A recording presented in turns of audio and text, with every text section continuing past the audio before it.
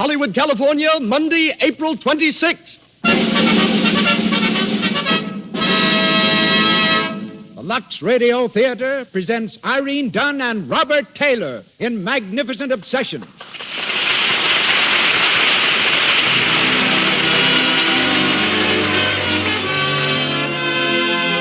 Lux presents Hollywood. Our stars, Irene Dunne and Metro-Goldwyn-Mayer's sensational personality, Robert Taylor, with Pedro de Cordova, Sarah Hayden, and Barbara Kent. Our guests, Dr. Lloyd C. Douglas, author of Magnificent Obsession and other best-selling novels, and John Arnold, head of Metro-Goldwyn-Mayer's Camera Department and president of the American Society of Cinematographers. Our producer, Cecil B. DeMille. Our conductor, Louis Silvers.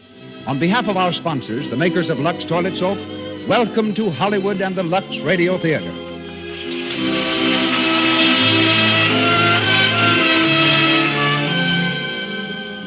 A girl can't be too young to start guarding her complexion.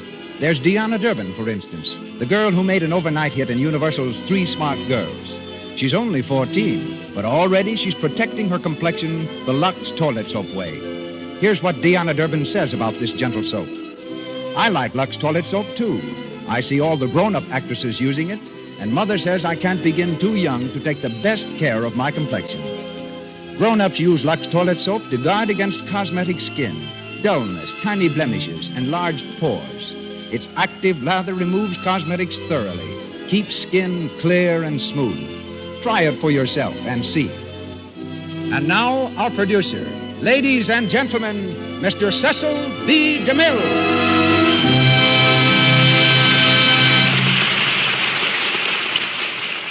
Greetings from Hollywood, ladies and gentlemen. From boyhood to the moment that Metro-Goldwyn-Mayer discovered him in Pomona College, it was the ambition of Robert Taylor to follow in the footsteps of his physician father. Today, though perched on the highest pinnacle of motion picture stardom, Bob still attends medical lectures and believes that medicine is the finest career in the world. It's something of a coincidence, therefore, that this amazingly popular young actor should have made his first marked success on the screen as a physician, first in Society Doctor, then in tonight's play, Magnificent Obsession. Bob's father was a country doctor who left his son little more tangible than his books and a creed of life. But Bob has clung to that creed, in spite of the whirl that has spun him steadily higher to international fame. Written by Hugh Walpole, the words are, "Blessed be all sorrows, torments, hardships, endurances that demand courage. Make of me a man, to be ready for everything. Love, friendship, success, to take it if it comes, to care nothing if these things are not for me. Make me brave." Magnificent Obsession was written by Dr. Lloyd C. Douglas, who speaks to us later. Playing opposite Robert Taylor, currently seen in Personal Property, and whom we hear shortly as Bob Merrick, is Irene Dunne in the role of Helen Hudson. Great actresses are rarities, but Miss Dunne is a rarity among great actresses. Superb in drama, brilliant in song, she has in the last few months shown the world a brand of refreshing comedy which has proved her one of Hollywood's most versatile divinities. From the original screencast, we bring you Sarah Hayden in the role of Nancy Ashford, while Barbara Kent is heard as Joyce Hudson and Pedro de Cordova as Randolph. We welcome our international audience and a crowd that waited for hours on Hollywood Boulevard to attend tonight's play. The doors close, and the curtain slowly rises as the Lux Radio Theater presents Irene Dunne and Robert Taylor in Magnificent Obsession.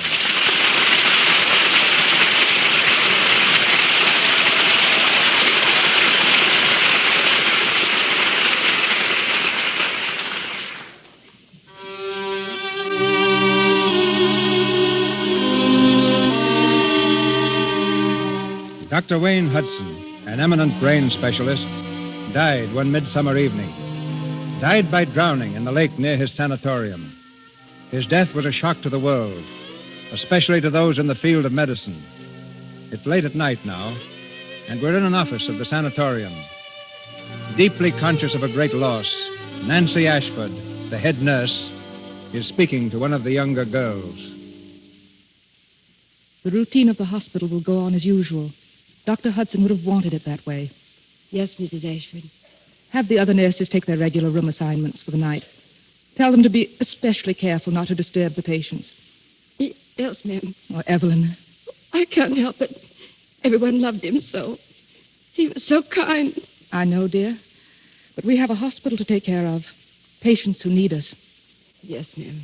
I want you to take room 417 tonight. Robert Merrick? Yes. I won't. I can't. Evelyn. It was his fault Dr. Hudson died. It was all his fault. You don't know what you're saying. I do. If we'd had the pulmotor for the doctor, he'd have lived. But we didn't have it. It was being used. Stop it. It was on the other side of the lake being used to save Bob Merrick. Bob Merrick! Evelyn, stop it. He lived, and the doctor had to die. You mustn't feel that way. It wasn't Robert Merrick's fault. It wasn't anyone's fault. I know you feel badly. We all do. It's just the way things happen sometimes.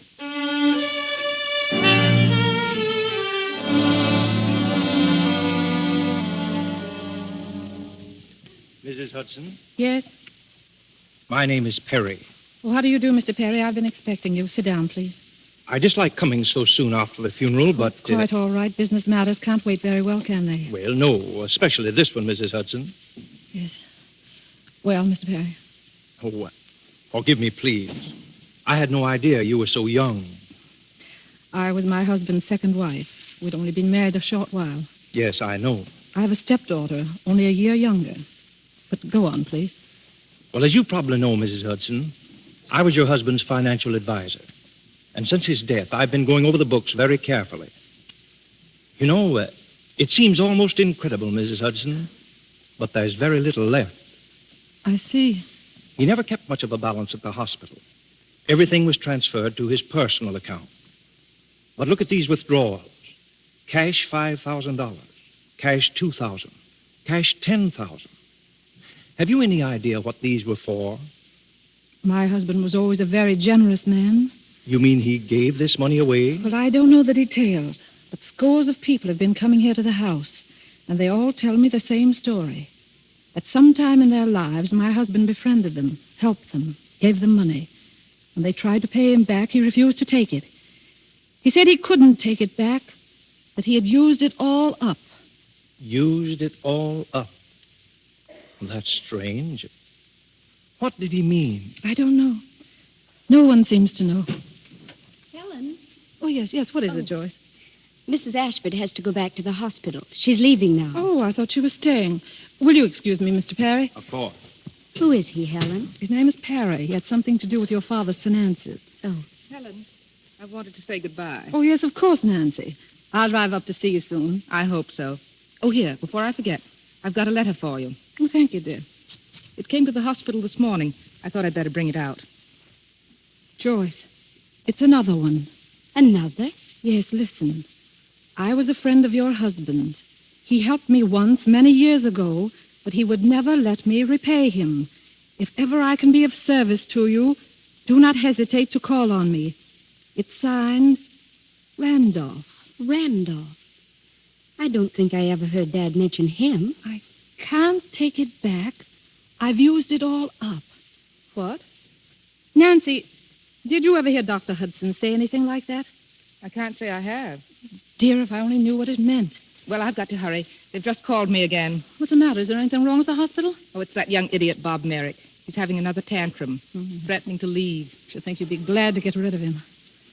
And I think if it hadn't been for him, the greatest heart that ever beat in this world would be beating tonight. Well, I hate him. I hate him. I hate him.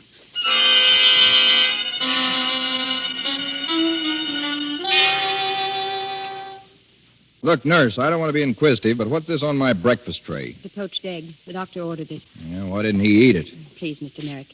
It's the same breakfast we serve all the other patients. Sure, that's why they're still in here.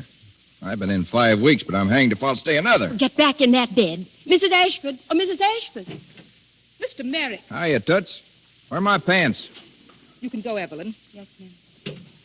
Get back into that bed, please, or I'll have to call the house doctor. I want to be discharged. I'd love to be the first to pack you off, but your temperature is 101. Your pulse speed is abnormal. You're still very weak. And your grandfather, who pays all the bills, would be furious. Tell you what I'll do. I'll compromise. Bring me a highball. It'll raise your fever. Oh, tell me, Warden, what do they give nurses instead of a heart? An ice bag. You know, I can believe that. Hey, Mrs. Ashford, you look like a pretty good sport. I want to ask you something. And I want you to ask yourself the same question. Is it my fault that my life was saved and Dr. Hudson was drowned? How did you... The nurses were under strict orders. Oh, no. They didn't tell me. They're not that human.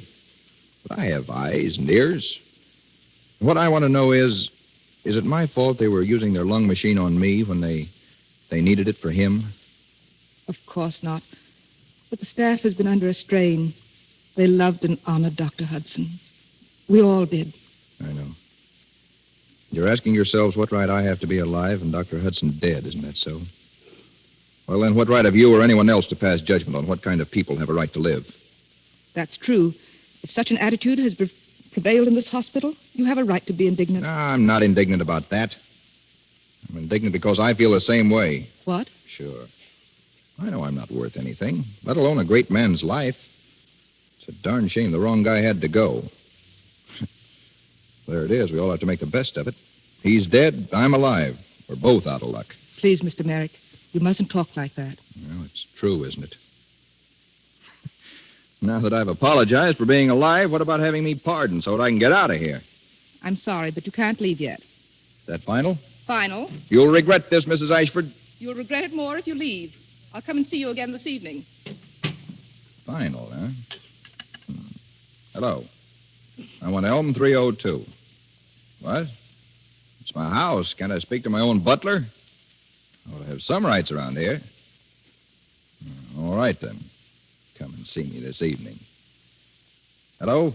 Hello, Horace. Now, look, Horace, this is Mr. Merrick. I want a car. A car, an automobile. Yes, I want it left at the gate of the hospital. Well, sure, I'm leaving. Yes, I thought you'd like to be the first one to know, Horace. Now, listen, bring me a suit and a shirt and a pair of shoes and leave them in the car.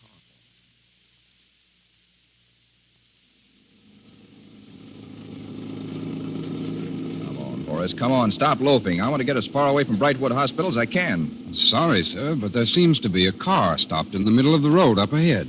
Oh, yes, and a damsel standing beside it. A damsel in distress, Horace. Shall I stop, sir? Well, how can I tell yet? Let me get a good look at her. Very good, sir. Whoa.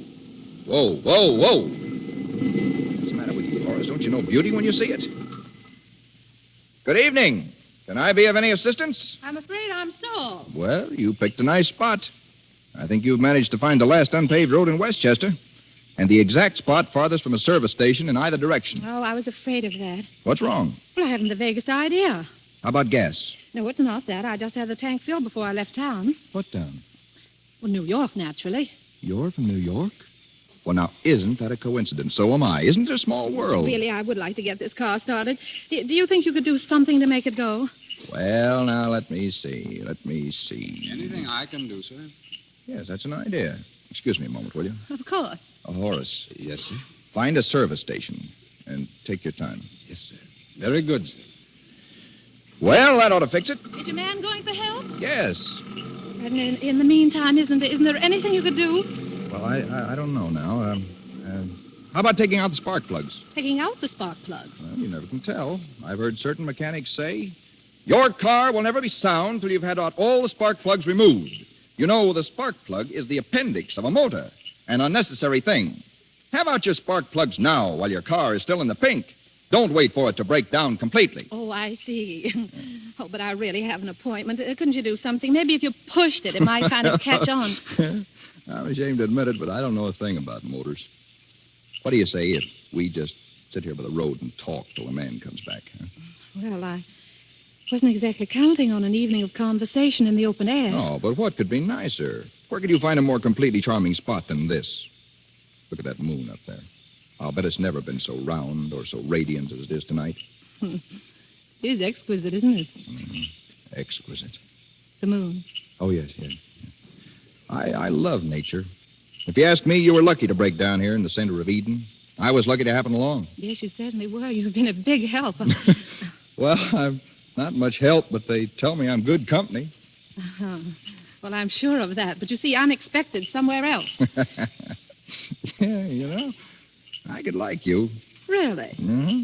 Of course, I'd have to see lots and lots of you for a while to make sure. Oh, sure, you wouldn't want to make any mistakes. No, I hate divorces. And then there'd be the children to think of, too. What's your name? Was that important? Well, of course names are important. Suppose we didn't have them. Think of the mix-ups with everybody going around yelling, "Hey, you!" Now, mine's Bob, if you're interested. Bob. If you're still interested, the last name's Merrick. Merrick. Sure, what's the matter? How far did you say it was to that service station? I didn't. Where are you going? I'm going to walk. Oh, now, wait a minute. You can't You do let that. me go. Here, what's the matter with you? What Please. Now, listen, you can't walk out on me like this. I don't even know who you are. Would you really like to know? Of course I would. My name is Hudson. Mrs. Helen Hudson. Hudson. Then, you're Dr. Hudson's? Yes. Oh, I'm sorry. I didn't know. I suppose you hate me. I don't feel anything toward you. Let me go, please.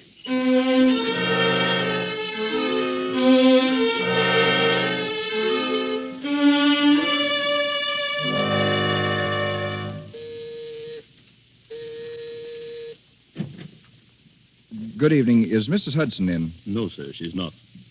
She still lives here, doesn't she? Oh, yes, sir. Yes. Well, then I'll wait. Oh, by the way, did you give Mrs. Hudson my note? Yes, sir. And that reminds me. I was unable to get an answer, so here's your $10 back. And the note, sir. Didn't you even open it? I don't know, sir. That's how I found it. In the wastebasket. Oh, I see. All right, thank you.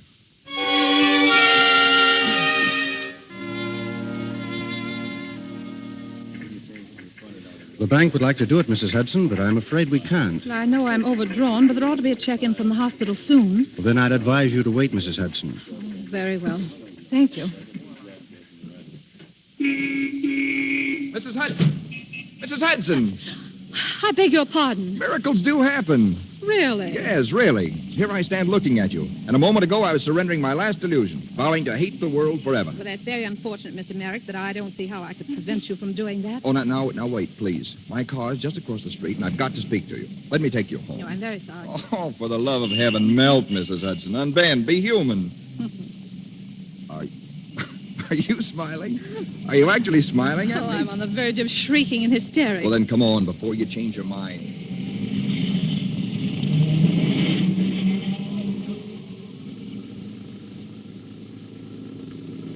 Are you sure you know where I live? Well, I ought to. I've been hanging around outside there for weeks, months. What was it you wanted to talk to me about? Oh, Mrs. Hudson, I had an amazing encounter last night. I ran into a man who preaches a theory that he learned from your husband. Theory that he learned from... Yes, from your husband. It seems that Dr. Hudson lived by theory, a profound formula for getting what he wanted out of life. Good Lord, of course he got you. Well, if I ever doubted Please, before. what are you talking about? What is the theory? Who was the man? Well, his name's Randolph. Randolph. Randolph. Oh, yes. Yes, he's a stonecutter. Don't ask me how I met him. But we had a long talk. The theory is quite simple. Help people and don't tell, and you get the power to do the things you want to do. When you do things for people, they can't pay you back. Is that it? Well, that's part of it. Because when they're ready to pay you... You've used it all up. Yes. Well, when this man Randolph began to talk to me, I thought he was nuts. I couldn't help trying it out, though.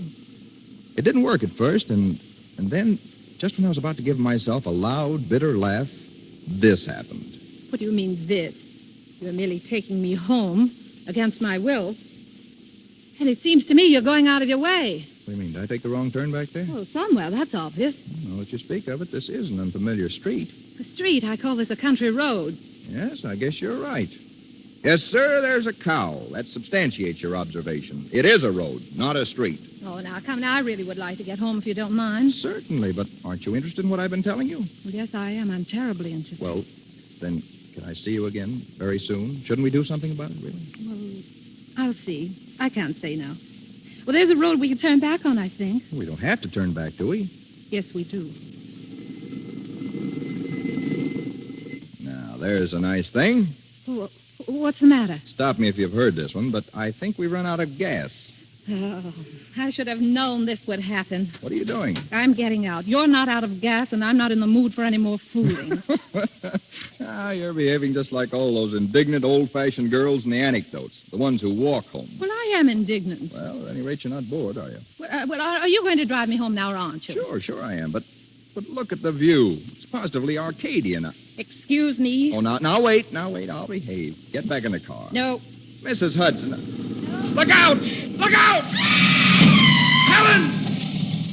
Pick her up! Get away. Helen! Oh, my God. Oh, she just stepped out in the road. I tried to stop. Here, quick, help me. We got to get her to the hospital. Yes.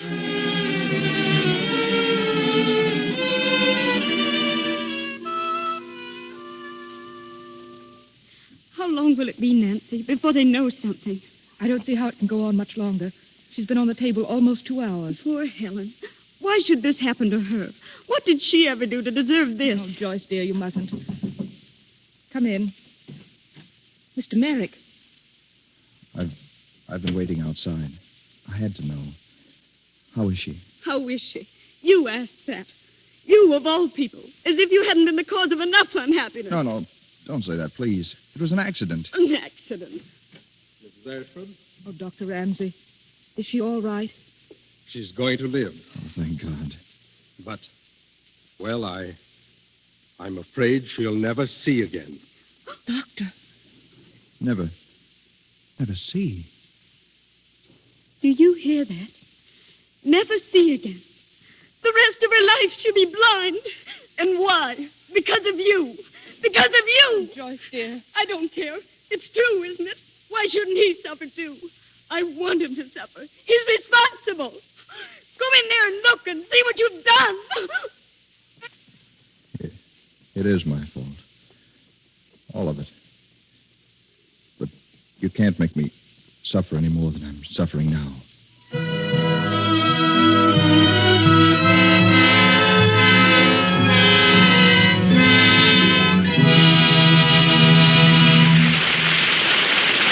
You've been listening to Robert Taylor and Irene Dunne in the Lux Radio Theater's presentation of The Magnificent Obsession. Now, before we go on with our play, let's step outside to the stage door a minute. There's a blue roadster in the parking place behind the theater, and a pretty girl is in it. She seems a little annoyed. Good grief, Eileen. Where have you been? I've been honking this horn for 20 minutes. Oh, Bob. I tried to get him to see Irene Dunne without a ticket, but no luck. They're all filled up. Well, a fine state you've got me in, waiting. I'm going out with Bill at 7:30. Now, how am I going to make it? Phooey. You've got plenty of time. Oh, have I? I was going to take a nap. I'm dead on my feet. Gosh, I'm sorry. But look, I'll tell you something that's actually better than a nap. When I'm tired and I have a date to keep, I just slide into a warm, lathery Lux toilet soap bath and relax. You feel like a million when you get out. Leaves your skin so fragrant, too. Such a grand, expensive perfume. Eileen knows her beauty baths all right. The perfume of Lux toilet soap is a blend of 34 costly ingredients. Yet Lux toilet soap is so inexpensive that anyone can afford to use it freely. And here's another thing. Its active lather removes perspiration, every last trace of dust and dirt from deep in the pores. That means it makes you sure of daintiness, sure your skin is sweet. Why don't you make a Lux toilet soap bath your daily beauty bath? You're sure to love this soap 9 out of 10 screen stars use. Mr. DeMille takes us back to our play. We continue with Magnificent Obsession, starring Irene Dunne and Robert Taylor.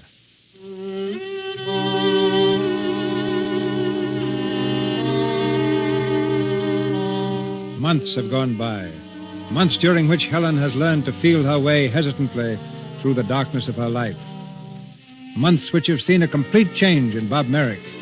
We find him in Randolph's little cottage near the hospital. Randolph, the stonecutter, has been enlarging on a theory.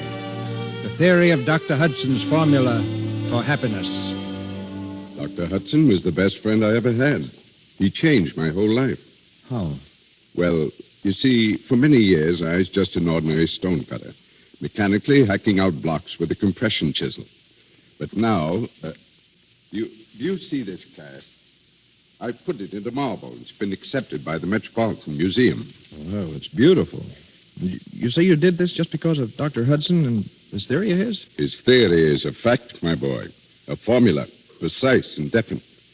You find people who need help, and you give them help. You mean money? Money's all right, and since you happen to have a lot of it, but other kinds of help are apt to be better still. But it must be given with absolute secrecy, and you must never let anybody repay you. I'm afraid it's way beyond me. Oh, it's really very simple. You've probably heard it many times. Now, in this Bible here, there's a page... The Bible? Oh, I don't think I... It's only a single page. Oh, I won't point it out to you. You must discover it for yourself. But the man whose life is recounted here by those who knew him was the one who originated this science of generating human power. And so successfully did he practice it that he is more alive today, burning in the hearts of men, than he was over 1,900 years ago when they nailed him to a cross. Well, then, if I help people and I never let them repay me, I can have anything I want? If you know what you want, my boy. Oh, yes. Yes, I know what I want. I want someone, and I want to help her, too. It complicates things, doesn't it?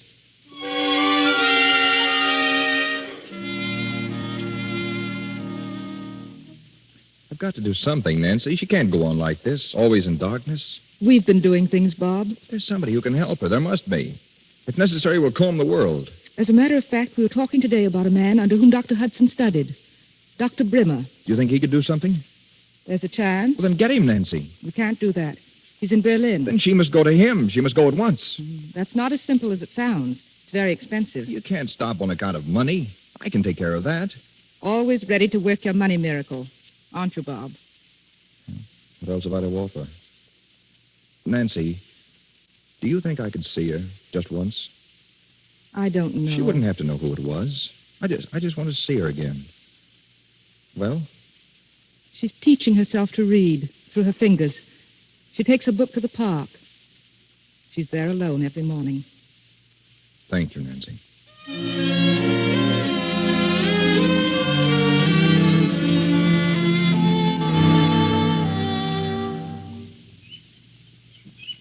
If you will but be mine, you shall dine on cherry pie and drink nice currant. Oh. You dropped your book. Oh, thank you. I didn't know anyone was sitting near. Have you been here long? Not so very. I've been reading nursery rhymes. I'm a little embarrassed. You see, I've got to learn my ABCs all over again. Is it so hard? No, not when you get the hang of it. I rather enjoy it. Well, it won't be long until you'll be reading Shakespeare, Shelley, Schopenhauer. They have them all, you know. Really? How do you know? Well, I'm interested in the Braille system. Oh, are you a doctor? Yes. Well, that's what I started out to be, but I haven't done much with it since I left college. Oh, what a pity. I can't help wondering why you didn't go on with it. Oh, I don't know. Unless I thought there were enough second-rate doctors in the world already. Well, why not be a first-rate one? No, there's so few of them. But what I wanted to say is, I have a friend who has a large library of Braille books. I know he'd be happy to let you have them. May I bring some tomorrow? Oh, well, I hardly think tomorrow. Right now I have my hands pretty full with Mother Goose. Yes, of course. But I'll see you again. There's Yes. lots of time. Yes, what did you say your name was? Robert. Dr. Robert. Yes. Well, thanks for your interest, Dr. Robert.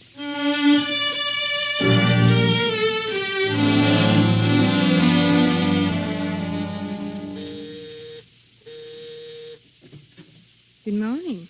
Good morning. Is Mrs. Hudson in? Who shall I say is calling, please? Oh, it's not important. I just wanted to know how she was. Is that Dr. Robert, Susan? Ask him to come in. Come in, please. Oh, I don't think I'd better. Is Miss Joyce Hudson at home? No, sir, she's not in. Oh, well, In the living room, Doctor. thank you. Dr. Robert. Oh, now, please don't get up. I recognize your voice. Well, I was just passing. I thought I'd drop in and find out what's been keeping you indoors. You been ill? No. Joyce had to go to New York on business for me, and she made me promise I wouldn't go out while she was away. Well, come on, sit down. I'm glad you've come. The most wonderful things have been happening. Really? I'm glad to hear it. You remember those bonds I told you about? The ones I thought were worthless? Yes? Well, they weren't. They're terribly valuable. And somebody's bought them from me. I don't know who. Anyway, Mr. Perry's invested the money in something else. Something that will give me an income for the rest of my life. Oh, that's fine. But that's not all. Listen to this. I'm going to Berlin. Are you? Yes, there's a man there, a Dr. Brimmer. He's going to look at my eyes. Of course, I could never afford to pay him. I suppose he's doing it as a tribute to what my husband stood for in the medical profession. Anyway, Nancy said it would be very ungrateful of me to refuse. Refuse? You're not thinking of refusing. Well, I have been a little.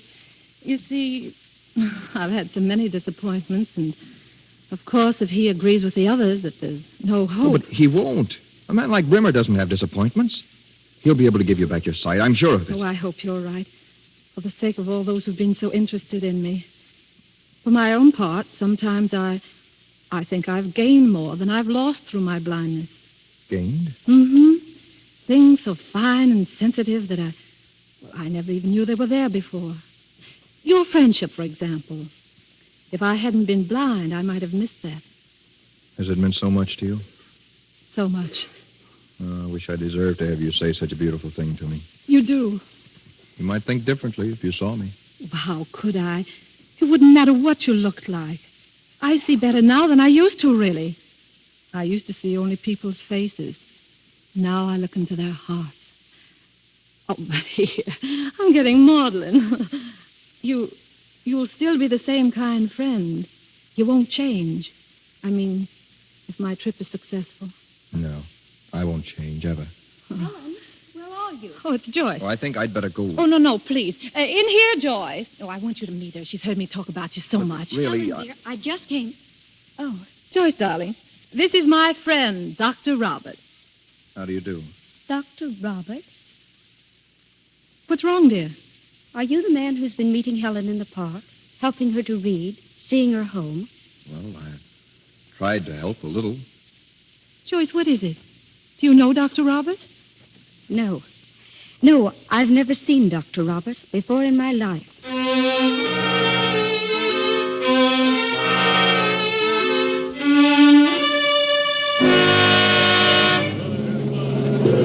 ashore that's going ashore. All ashore that's Goodbye, going ashore. Joyce. Goodbye, Helen, dear. Goodbye, darling. Nancy, are you sure he hasn't come? Dr. Robert? I don't see him. Oh, perhaps he couldn't make it. Perhaps. I must go. Goodbye. Goodbye, Nancy. Bon voyage.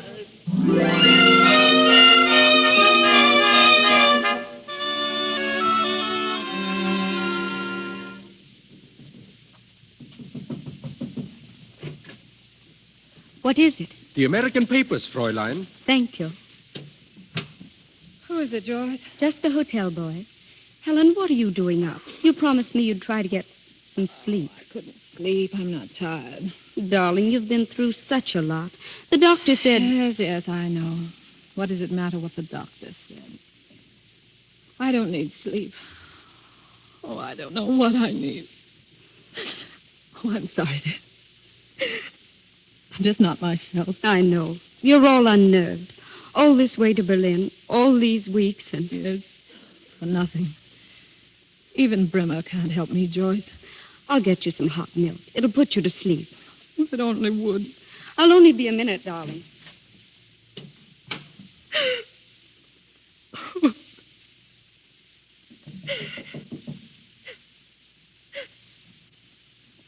Come in. Who is it? Who is it, please? Is there someone there? Helen. Who is it? Is it Dr. Robert? Yes, dear. Oh, is it really you? I can't believe it. I hope you'll forgive me for just dropping in like this. Forgive you. How did you happen to come here? When you weren't at the boat, I didn't think I'd ever see you again. I had to see you, Helen. You didn't come all the way to Berlin just to see me. Yes. Are you glad? Glad. It seems as though you must have known how much I needed you. Has it been so bad? Days and days of waiting. And at last to learn there's no hope. I'll never see again. Oh, no, don't say that. You're going to see with my eyes. That's why I came. Listen, you called me a friend once. Will you let me think you meant it? Will you let me sit with you, ride with you, be hands and eyes to you? Because I've nothing else to do the whole rest of my life but help you see whatever you want to see. Will you? Well, I couldn't be a burden to you. A burden. If I ever did a good deed in my life, if I ever thought a good thought, I'm rewarded now, if you'll let me. We'll forget all about doctors, shall we? Except me. I'm not much of a one. We'll start with Paris. Do you know Paris? Have you ever been there before? No, but I've always imagined it. Well, you're going to see it now. In London and Copenhagen and Switzerland. All the world, Helen. Through my eyes.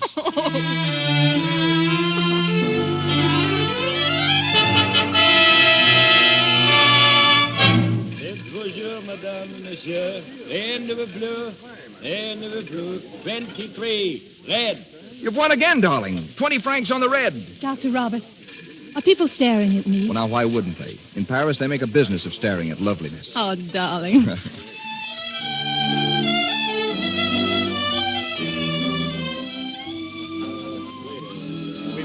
There's a crowd in the cafe, Helen, and tables with gaudy check cloths.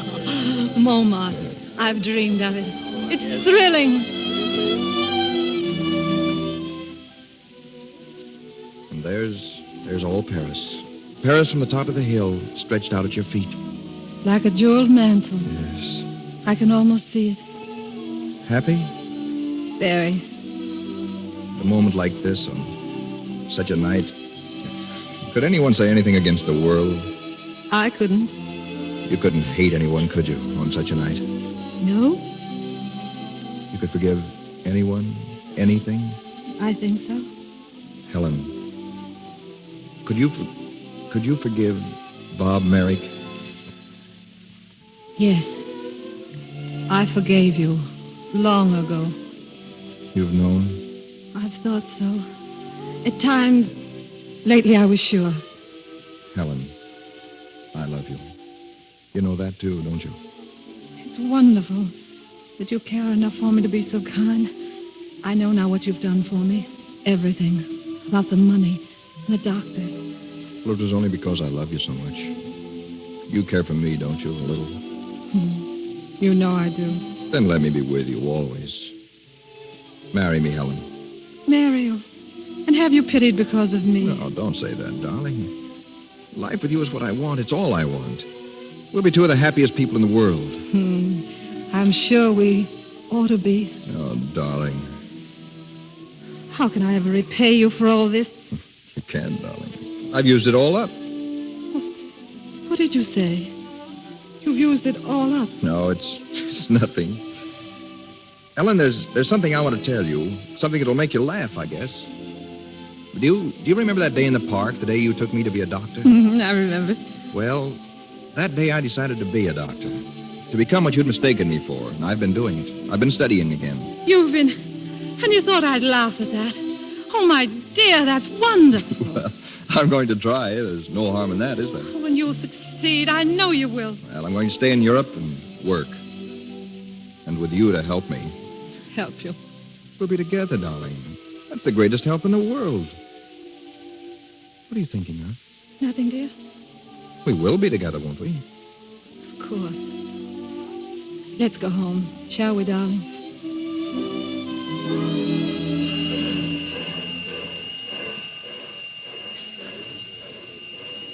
Excuse me, is this the ticket office? Oui, mademoiselle. The Travelers Bureau. Yes, that's what I need. Now, I'd like a ticket on the boat train to Cherbourg, please, and a passage on the first steamer to America. Oui, mademoiselle. Will you sign your name on this, please? No, I'm sorry. If you'll just place my hand exactly where I'm to sign. Mademoiselle? Yes, I can't see. Oh, pardon, mademoiselle. Now, you'll have to furnish me with a guide of some sort. That can be arranged, can't it? Of course, but is mademoiselle traveling alone?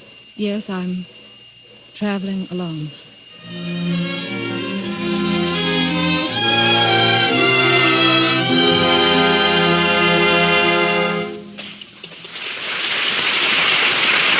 We pause for station identification. This is the Columbia Broadcasting System. This is KMX, Los Angeles, the voice of Hollywood.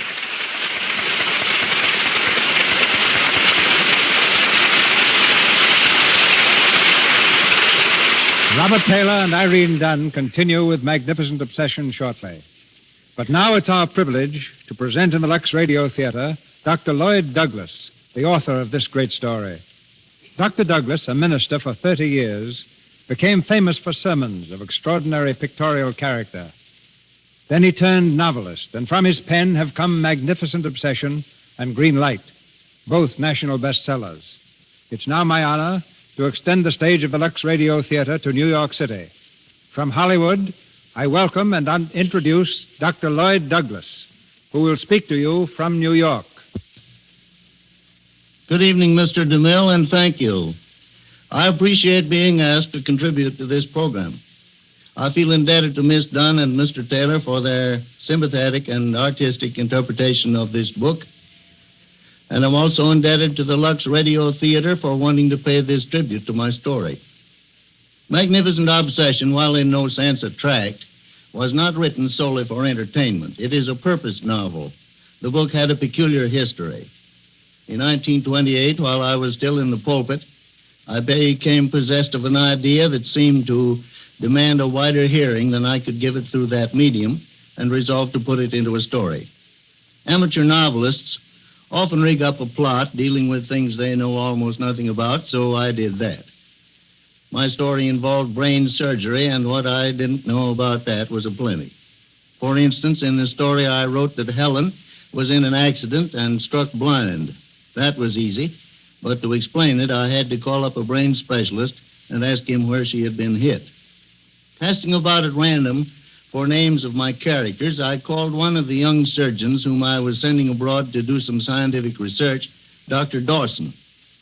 I chose the name mostly because I knew no Dawsons. After the book had been out some months, my daughter Virginia met a young surgeon in Paris who was over there engaged in scientific research. Later, she married him. His name was Dawson. This novel brought me a great deal of mail, letters from all sorts of people. Invariably, what they wanted to ask was this: what can I do to build up my personal fitness by improving the personal fitness of others? Is it true that what I do for other people must be kept absolutely secret or the thing won't work? Do you believe this yourself, or were you just writing a story? And then I would tell them quite honestly that I wasn't just writing a story for the sake of the story, and that the thing would work if they gave it a fair chance. Hundreds wrote that they had tried it and found it practical. They were always careful not to say exactly what they had done, for that would have been telling. Perhaps you may want to try it sometime. Goodbye.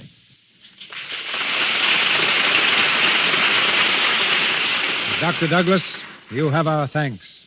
We're back now on our stage in Hollywood, where Irene Dunne and Robert Taylor resume the story of Magnificent Obsession.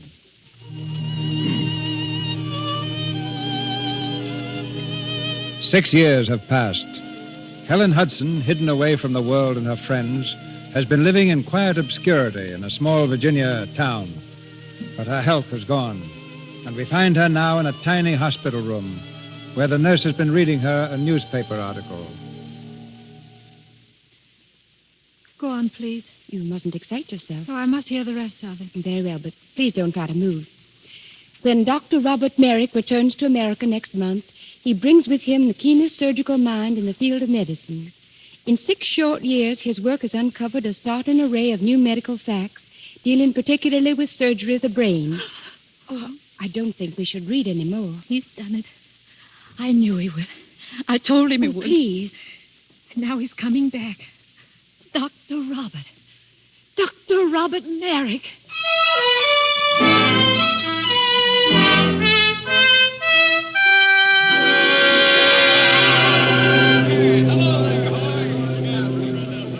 There he is, Nancy. There he is. Bob, over here, Bob. Nancy! Joyce! Oh, Bob, I'm so glad to see you. No more than I am to see you. Where's your luggage? Oh, it's on its way to the hotel. Hotel? You're coming home with us. Come on, the car's over here.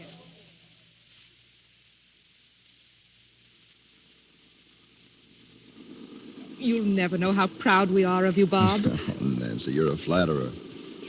We've all been basking in your reflected glory. You see, we like to think that you sort of belong to us. Well, I do, Joyce. Nancy, you're my real friends. Oh, if you hadn't met me at the boat, I swear it wouldn't have seemed like a homecoming at all. It almost seems like old times. Yes. No, it isn't. Nothing will ever be like old times until I know where Helen is. You've never heard anything, Bob? No. And you? Nothing. We would have let you know. Yes, of course.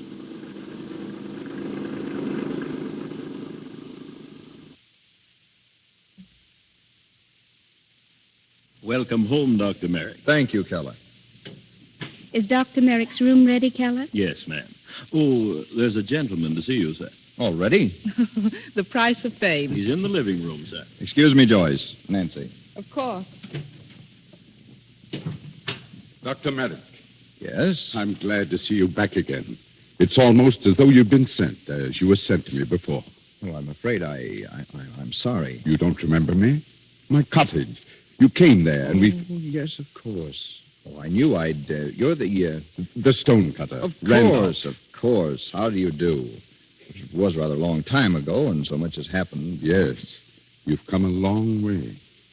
I never dreamed that the path I pointed out to you would lead so far. What? So please don't think I want to share your glory. I was only a medium. Oh, yes, I remember. You were working on... you had some sort of theory. Theory? Yes, expanding your personality. Getting power to get whatever you want by giving away your money, and something about a page in the Bible, as I remember it. As you remember. You mean you haven't practiced it? No. But I've heard how much you've done for people, how you've helped them. In the slums, Oh, for instance. that. Well, you see, I'd lost someone who meant a great deal to me. I was always afraid she might be alone, friendless.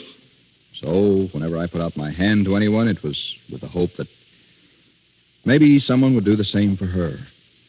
You did it for a woman. Christ did it for humanity. That's the only difference. I feel more than ever now the real purpose of my visit. What is it? 2 weeks ago, I was called to Virginia to select the marbles for the state capitol. While there, I learned that the widow of an old friend of mine was in a dangerous condition, in a state of coma. The doctors say it's caused by a growth pressing upon her brain.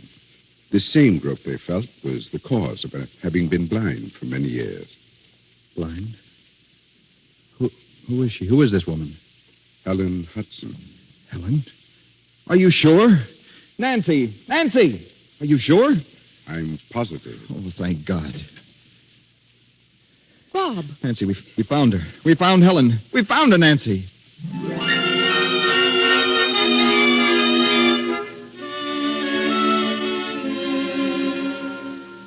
We'll be ready in a moment, Dr. Merrick.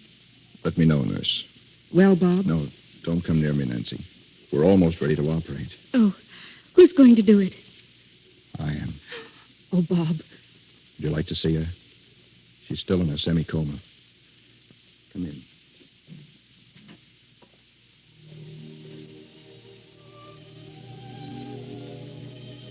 Helen. Helen, dear. I must. She's speaking. It's raining. It's raining awfully hard. But I must get away before the others wake up. I must hurry. Hurry. Helen, you can hear me. It's Bob. Bob Merrick. There's my pen. I want to write a letter.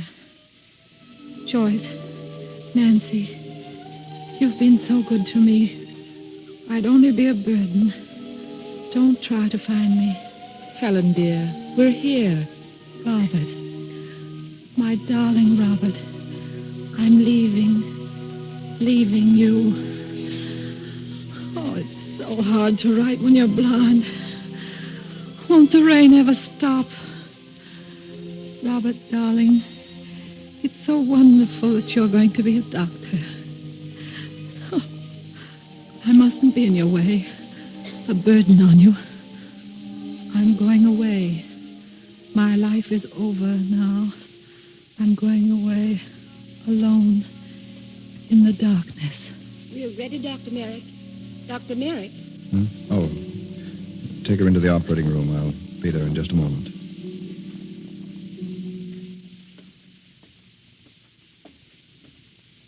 Dr. Merrick. Oh, Randolph. I've been waiting for him. Is it over? Yes. She's all right. She'll live. And her eyes? I don't know. We haven't taken the bandage off yet. I'm going to do that now. God bless you, my son. Thank you. Oh, and Randolph. Yes? I found that page in the Bible.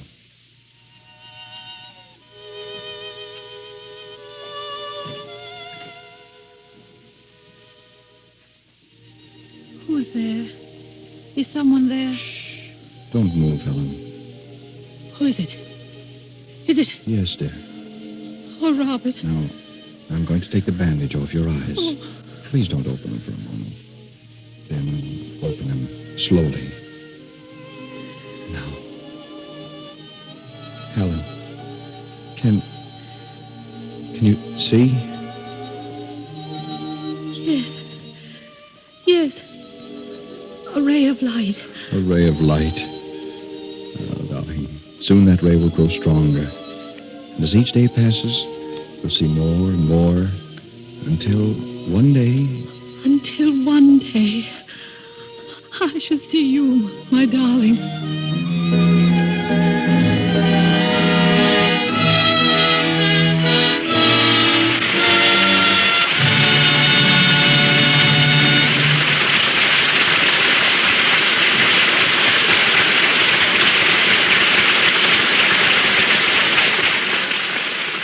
We close the cover to our play, but our microphone will bring back Irene Dunne and Robert Taylor before this hour's over. Most people picture the ace Hollywood cameraman as a rough and ready sort of fellow who wears leather puttees and his cap on backward while he rushes about the studio breathing fire and carrying his camera over one shoulder. Actually, a head cameraman never operates a camera. His entire job and its artistic importance cannot be overestimated is to chart with a director the photographing of scenes and supervising lighting effects. Our guest, John Arnold, cranked his first camera for Thomas A. Edison back in 1903. Since then, he's figured in the shooting of more than 1 billion feet of film. And today is head of Metro-Goldwyn-Mayer's camera department, president of the American Society of Cinematographers, and one of the most valuable photographers the industry has ever known. Ladies and gentlemen, Mr. John Arnold.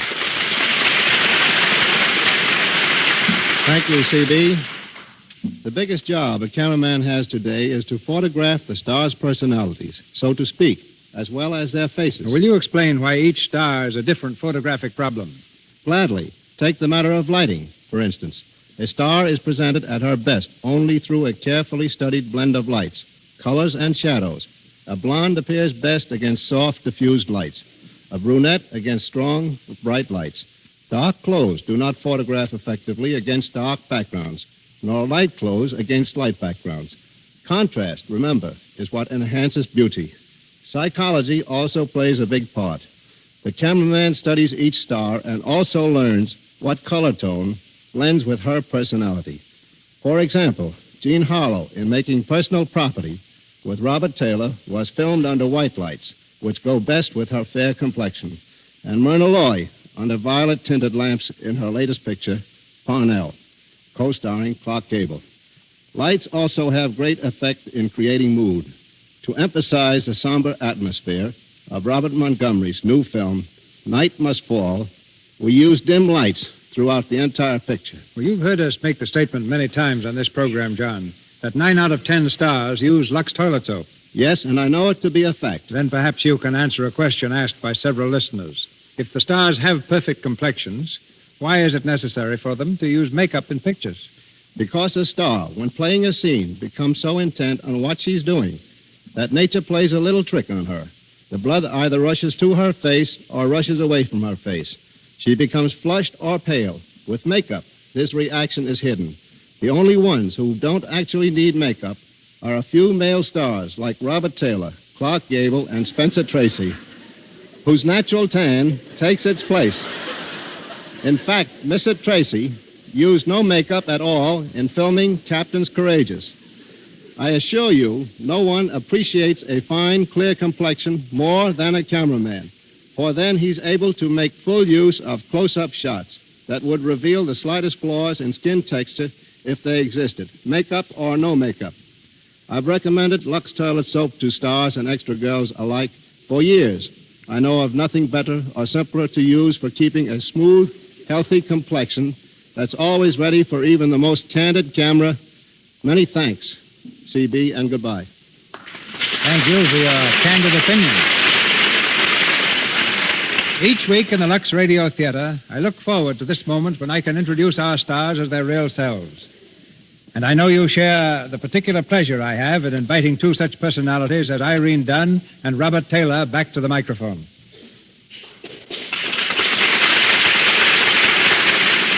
Thank you, Mr. DeMille. And as for you, Bob, I want to say what a great thrill it's been to have played Obsession against you again. The story means a lot to me, Irene. As a picture, it gave me my first big break, thanks to your help, which meant just as much to me tonight as it did then. I've just learned, Bob, you're going to become a singer in your new picture, Broadway Melody of 1937. Well, I'd hope to keep that a secret, Mr. DeMille. Sophie Tucker's been wearing herself out coaching me, so I guess I'll have to go through with it, after all. Well, there's no time like the present. Oh, no. There's only one singer on this program, and that's you, Irene. Now, what's it going to be? Oh, well, I don't know. Do you think it's a good idea, Mr. DeMille? A great idea. Why not a song from your new Paramount picture, High, Wide, and Handsome? Well, all right. I'll sing The Folks Who Live on the Hill by Mr. Kern and Oscar Hammerstein.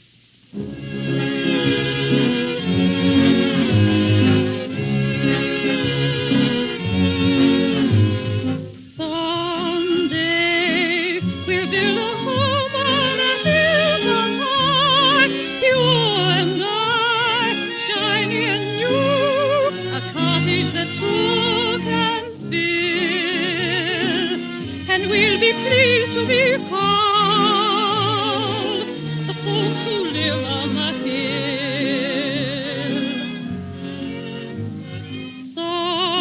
Someday we may be adding a thing or two, a wing or two. We will make changes as any family will, but we will always be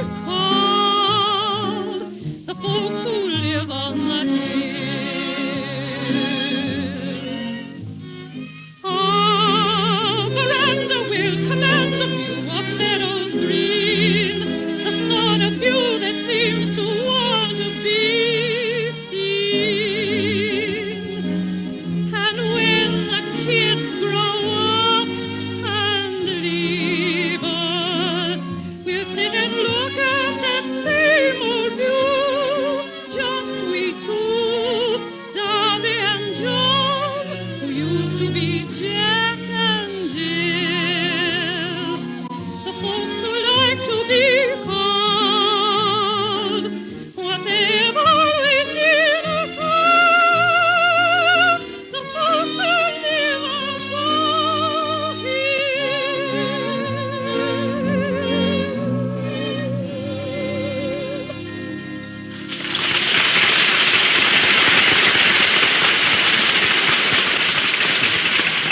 Great, Irene. Thanks, Bob. And now just a word about the people who are behind this program. I think we owe them a great deal, not only for the entertainment they provide, but for a beauty care so thoroughly reliable as Lux Toilet Soap. Water and Lux Soap are all anyone needs to keep a clear, healthy complexion. I'm glad to say that. And sorry, I must say good night. Good night, Mr. DeMille. Come back soon, both of you. You've heard her on the screen, starring in such hits as Private Worlds, It Happened One Night, Cleopatra, The Bride Comes Home, and Maid of Salem. You've heard her 3 times from our stage. And next Monday night, your countless requests bring her back once again when the Lux Radio Theater presents Paramount's lovely star, Miss Claudette Colbert, in Hands Across the Table by Vinya Del Mar. With Miss Colbert in this delightful comedy is one of Hollywood's favorite sons, Mr. Joel McCrea.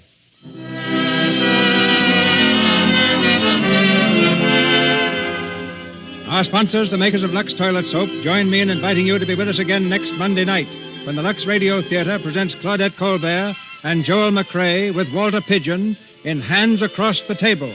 This is Cecil B. DeMille saying good night to you from Hollywood. Your announcer has been Melville Ruick.